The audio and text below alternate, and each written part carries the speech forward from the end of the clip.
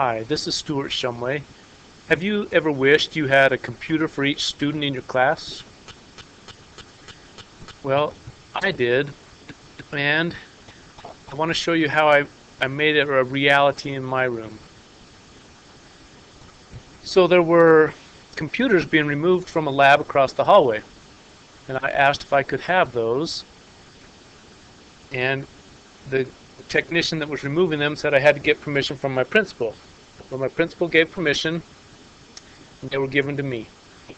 Well, they were pretty slow logging on. Well, I thought that's no problem. Let's just leave them on, logged on to a dummy account, so that students don't have to log them off and on again each time a new class comes in. This is a high school setting.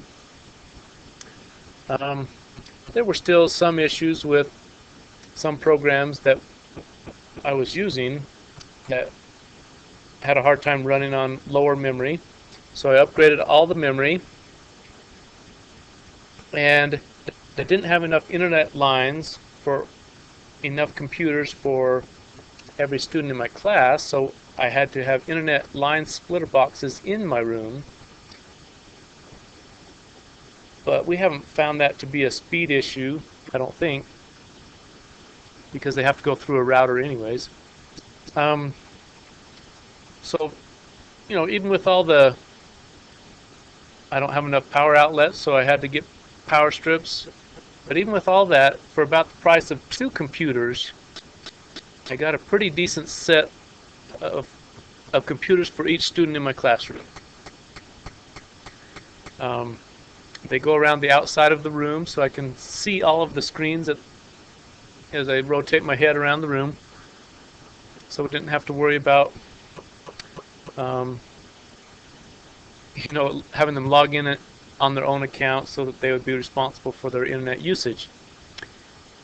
So I ran that way for about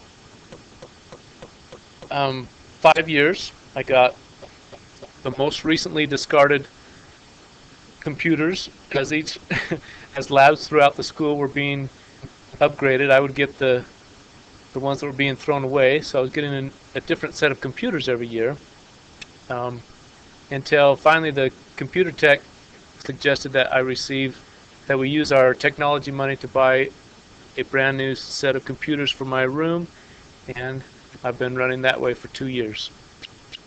So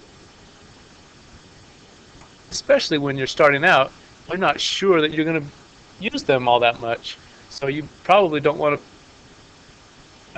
beg for a huge amount of money and then not use it. So you may want to use discarded computers just so you can try it out and see if that's useful to you in your classes.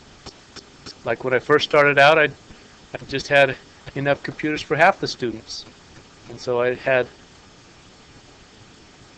a paper assignment and a computer assignment, and then they would just trade places. So anyways, just some ideas of how you might realize your dream of having a computer for each student.